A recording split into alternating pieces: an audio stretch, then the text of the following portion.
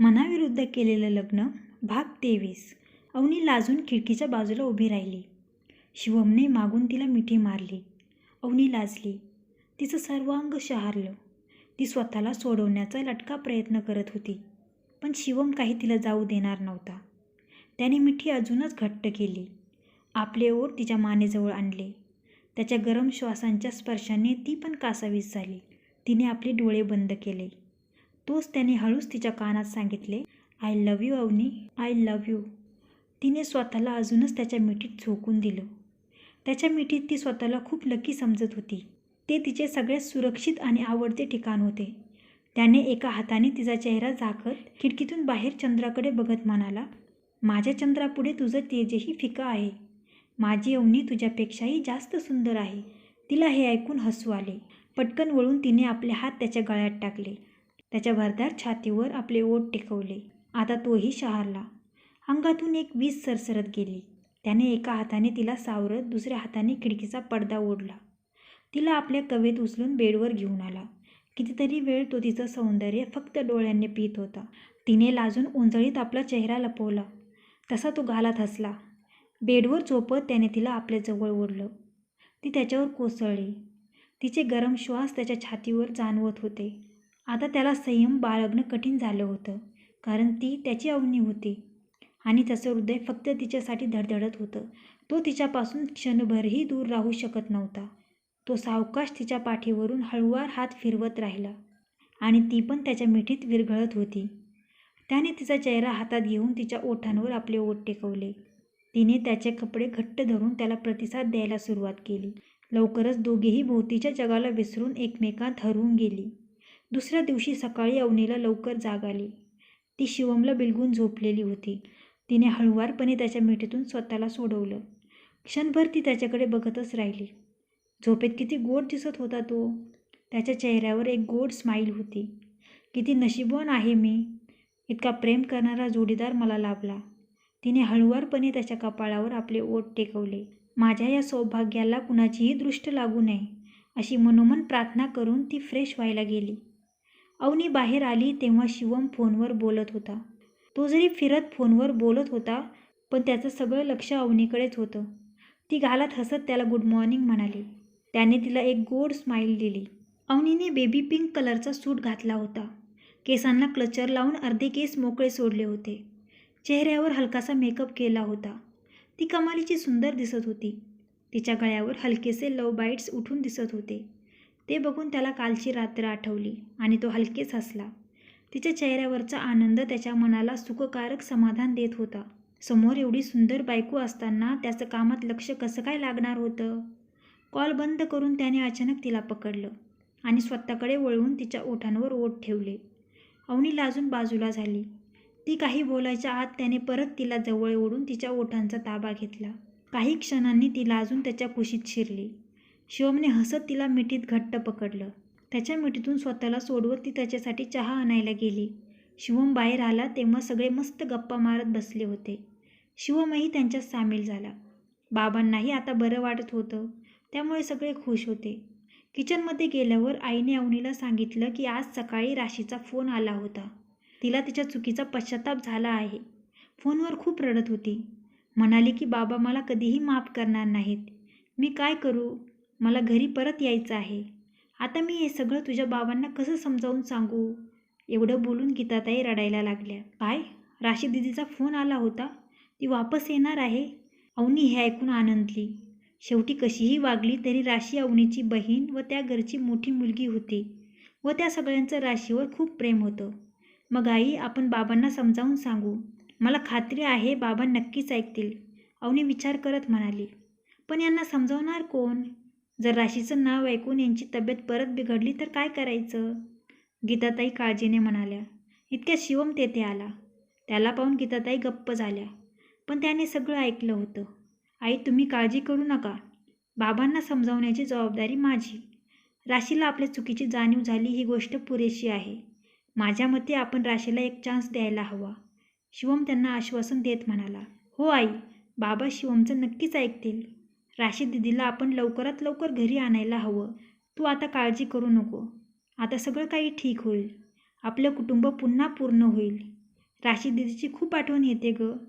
तिला कधी एकदा भेटते असं मला झालं आहे, अवनी आईला बिलगत म्हणाली. शिवम आपल्या आईबाबांची किती काळजी घेतो हे बघून अवनीचं शिवमवरचं प्रेम वाढतच होतं. त्या दिवशी शिवमने बाबांना राशीला माफ करण्याची विनंती केली. त्यांना खूप समजावून सांगितलं. राशीला समजून घेण्याचा प्रयत्न करण्यास सांगितला. राशीकडून चूक झाली आहे, पण बाबा मला ठाऊक आहे की मनातून तुम्हा सर्वांना राशीची खूप काळजी वाटत आहे. प्लीज झालं गेलं विसरून तिला माफ करा व तिला पुन्हा घरी येण्याची परवानगी द्या. ती जर एखाद्या मोठ्या संकटात सापडली तर काय करायचं? शिवम बाबांना म्हणाला. शिवमच्या समजावण्याने नाही नाही म्हणत बाबांनी राशीला घरी येण्याची परवानगी तर दिली, पण ते राशीला इतक्या सहजासहजी माफ करू शकत नव्हते. राशीने त्यांच्या विश्वासावर जे आघात केले होते ते लवकर भरणे शक्य नव्हते. तरीही आपल्या कुटुंबाच्या सुखासाठी त्यांनी राशीला परत घरात घेण्याची तयारी दाखवली. राशी येणार म्हणून अवनी खूप खुश होती, तर अवनीच्या चेहऱ्यावर आनंद पाहून शिवमला समाधान वाटत होते. थँक्स शिवम, आज तू नसतास तर बाबांनी इतक्या सहजासहजी दीदीला घरी येण्याची परवानगी दिली नसती. रात्री अवनी शिवमच्या मिठीत शिरत म्हणाली. माझ्या राणी सरकार खुश आहेत ना? मग आणखी काय हवं आहे मला? तुझ्या चेहऱ्यावर हा आनंद पाहण्यासाठी मी काहीही करू शकतो. आणि खरं तर राशीने ते केलं नसतं तर आपण दोघेही कधी एक झालो नसतो. आपलं एकत्र येणं आपल्या भाग्यात होतं. त्यामुळे मी राशीला दोष देत नाही. जे घडतं ते चांगल्यासाठीच घडतं. आता राशीही घरी परत येते. आज नाहीतर उद्या बाबा तिला नक्की माफ करतील. तू अजिबात काळजी करू नकोस. तो अवनीच्या चेहऱ्यावरून प्रेमाने हात फिरवत म्हणाला. त्याचं बोलणं ऐकून अवनी भावूक झाली होती. त्याच्या डोळ्यात खोलवर बघत तिने आज पहिल्यांदाच स्वतःहून त्याच्या ओठांवर आपले ओठ टेकवले व त्याला आपल्या मिठीत घेतलं. अचानक झालेल्या स्पर्शाने शिवम गडबडला, पण लगेचच सावरत त्याने अवनीच्या ओठांचा ताबा घेतला. तिला मनसोक्त किस करत त्याने तिच्या शरीराचा ताबा घेतला. दोघंही एकमेकांना कपड्यांच्या बंधनातून मुक्त करत एकमेकांवर प्रेमाचा वर्षाव करू लागले. अवनीचं बोल्ड रूप आज तो पहिल्यांदाच पाहत होता. आतापर्यंत लाजरी बुजरी असणारी अवनी आज संकोच सोडून त्याला तिच्या प्रेमाच्या वर्षावात चिंब भिजवत होती. आणि अवनीचं हे रूप त्याला खूप आवडत होतं. त्याचे ओठ तिच्या ओठांचं रसपान करत होते. त्याचे हात तिच्या नाजूक शरीरावरून फिरत होते. तिच्या अंगाला होणाऱ्या त्याच्या शरीराच्या स्पर्शाने ती मोहरून गेली होती. प्रणयात बुडलेल्या या जोडप्याला सगळ्या जगाचा विसर पडला होता. सकाळी ते दोघेही एकमेकांच्या मिठीत होते. अवनी लाजून उठली आणि ती बाहेर पडण्यात इतक्या शिवम उठला. त्याने पुन्हा तिला जवळ ओढलं. तिची पाठ भिंतीला टेकली. तिच्या ओठांवर अंगठा फिरवत तो तिच्या डोळ्यात प्रेमाने बघू लागला. अवनी पुन्हा त्याच्या डोळ्यात हरवली. त्याने तिचे नाजूक ओठ आपल्या ओठात पकडले. तिचे दोन्ही हात मागे करून घट्ट पकडले. आता त्याच्या तावडीतून सुटणे शक्य नव्हते. तो तिला किस करत होता. तिला श्वास घेण्याचीही सवड देत नव्हता. तिला उचलून त्याने पुन्हा बेडवर आणलं. पुन्हा एकदा दोघेही एकमेकांत हरवून गेले. सकाळी अवनी आणि शिवमला घरी परत जायचं होतं. पटापट आवरून ते लवकरच निघणार होते. इतक्यात राशी घरी आली. तिला इतक्या दिवसानंतर अचानक समोर पाहून सगळेच इमोशनल झाले. राशीने रडत आईबाबांची माफी मागितली. आईच्या आणि अवनीच्या डोळ्यात अश्रू उभे राहिले. बाबा मात्र तिला पाहून काहीही न बोलता आतल्या खोलीत निघून गेले. दीदी कुठे होतीस इतके दिवस? आणि अशी न सांगता का गेलीस तू? का केलंस तू असं? तू आमचा थोडाही विचार केला नाहीस? खूप वाईट वागलीस तू, अवनी तिच्या गळ्यात पडत म्हणाली. मला माफ कर अवनी. आणि शिवम तूही. माझ्या स्वार्थीपणामुळे सगळ्यांना खूप मनस्ताप झाला आहे. तुम्ही जी शिक्षा द्याल ती मला मान्य आहे. आई, मला माझी चूक समजली आहे. आई, मला लग्न करायचं नव्हतं. माझं राहुल नावाच्या मुलावर प्रेम होतं. त्याला माझ्या अभिनयाच्या वेडाबद्दलही कल्पना होती. तो मला त्यात मदतही करणार होता. मला ठाऊक होतं की बाबा ऐकणार नाहीत, म्हणून लग्नाच्या दिवशी नाईलाजाने मी पळून जाण्याचा निर्णय घेतला. सोबत काही दागिने व पैसेही नेले होते. मला वाटत होतं दागिन्यांचा उपयोग मी माझं स्वप्न पूर्ण करण्यासाठी करेल, पण त्या राहुलची नजर मात्र त्या दागिन्यांवर होती. त्याने मला सांगितलं होतं की त्याच्या चित्रपटसृष्टीत काही ओळखी आहेत. तो मला अभिनय क्षेत्रात करिअर करायला मदत करेल, पण त्याने मला फसवलं. माझ्याकडून दागिने घेऊन तो निघून गेला. तो परत आलाच नाही. त्याचा फोनही लागत नाही. माझा त्याच्यावर विश्वास होता, म्हणून मी त्याची वाट पाहिली. हळूहळू माझ्याकडील पैसेही संपले, पण त्याचा काहीच थांगपत्ता लागला नाही. राशीच्या डोळ्यातून अश्रू ओघळत होते. काही वेळ थांबून ती म्हणाली, अवनी, मला नंतर समजलं की माझ्याऐवजी तुला लग्नाला उभं राहावं लागलं. पण मला ठाऊक होतं की शिवम खूप चांगला मुलगा आहे. पण आज तुम्हा दोघांना एकत्र पाहून मला खूप आनंद होतो आहे. देवाने तुम्हा दोघांना एकमेकांसाठीच बनवलं होतं.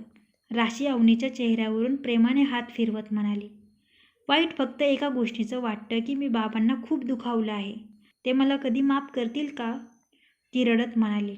दीदी, तुला चूक समजली ही खूप मोठी गोष्ट आहे. बाबांना थोडा वेळ दे. ते तुला नक्की माफ करतील. आई बाबा आपल्या मुलांवर जास्त दिवस नाराज नाही राहू शकत, अवनी म्हणाली. आणि राशी, तू काळजी करू नकोस. त्या राहुलला आपण शोधून काढून चांगली अद्दल घडवू. डोंट वरी, शिवम काळजीने म्हणाला. सर्वांच्या प्रेमळ वागण्याने राशीला खूप बरं वाटलं. नंतर राशीबरोबर काही वेळ घालून दोघंही घरी गेले. सीमाताई आणि रमेश रावांनाही राशी घरी परत आल्याचा ऐकून आनंद झाला. सगळं काही सुरळीत चालू होतं. दिवस भरभर जात होते. अवनीचं सेकंड इयर चालू झालं होतं. तिने ऑफिसही जॉईन केलं होतं. त्यामुळे तिचा वेळही चांगला जात होता. राशी आपल्या आईवडिलांची सेवा करत होती. त्यामुळे मोहनरावांनीही तिला माफ केलं. अवनी आणि शिवमचं प्रेम दिवसेंदिवस बहरत होतं. दोघेही सुखाचा संसार करत होते. एका रविवारी सकाळी अवनी किचनमध्ये नाश्ता बनवत होती.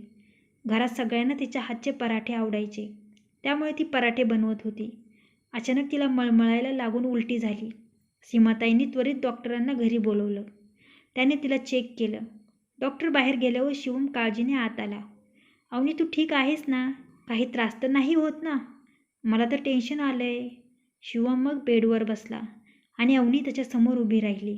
तिने लाजत त्याचा हात हातात घेतला आणि स्वतःच्या पोटावर ठेवला.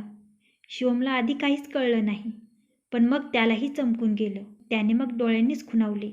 खरंच? अवनीनेही मग हलके हसत होकारार्थी मान हलवली.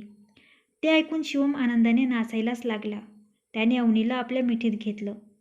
तोपर्यंत सीमाताईंनी बाहेर सगळ्यांना सांगितलं होतं. घरात छोटंसं बाळ येणार हे कळल्यावर सर्वांना खूप आनंद झाला. सीमाताईंनी मिठाई देऊन सर्वांचं तोंड गोड केलं. शिवम आणि अवनीची दृष्ट काढली. अवनीच्या कानामागे काजळाची टीक लावली. घरात आनंदी आनंद झाला होता. सीमाताईंनी अवनीच्या आईबाबांनाही आनंदाची बातमी कळवली. तेही आजी आजोबा होणार या कल्पनेने खूप आनंदी झाले व लगेच अवनीला भेटायला आले. सोबत राशीही होती. सर्वांनी राशीचीही आपुलकीने विचारपूस केली. सर्व आता त्या चिमुकल्या पाहुण्याच्या आगमनाची वाट पाहत होते. शिवम आणि अवनी तर आपण आईबाबा होणार या कल्पनेने हरखूनच गेले होते. त्यांच्या प्रेमाची निशाणी या जगात येणार होती. सगळं स्वप्नवत वाटत होतं. या काळात सर्वांनी अवनीची खूप काळजी घेतली. शिवम तर तिच्या फरमाईशी पूर्ण करायला तयारच असायचा. रात्री अपरात्री जरी अवनीला काही खाण्याची इच्छा झाली तरी तो ती गोष्ट तिला आणून देत असे. तिची काळजी घेत असे. अवनीला नेहमी आनंदी ठेवत असे. 9 महिने पूर्ण भरल्यावर अवनीने एका गोंडस मुलीला जन्म दिला. त्या चिमुकल्या परीच्या आगमनाने सगळं घरदार आनंदात न्हावून निघालं. शिवम आणि अवनीच्या प्रेमवेलीवर एक नाजूक कळी उमलली होती आणि तिच्या सुगंधाने त्यांचा संसार दरवळू लागला होता. समाप्त. कशी वाटली कथा? अशाच कथा ऐकण्यासाठी व्हिडिओला लाईक करा आणि माझ्या चॅनलला सबस्क्राईब करा. धन्यवाद.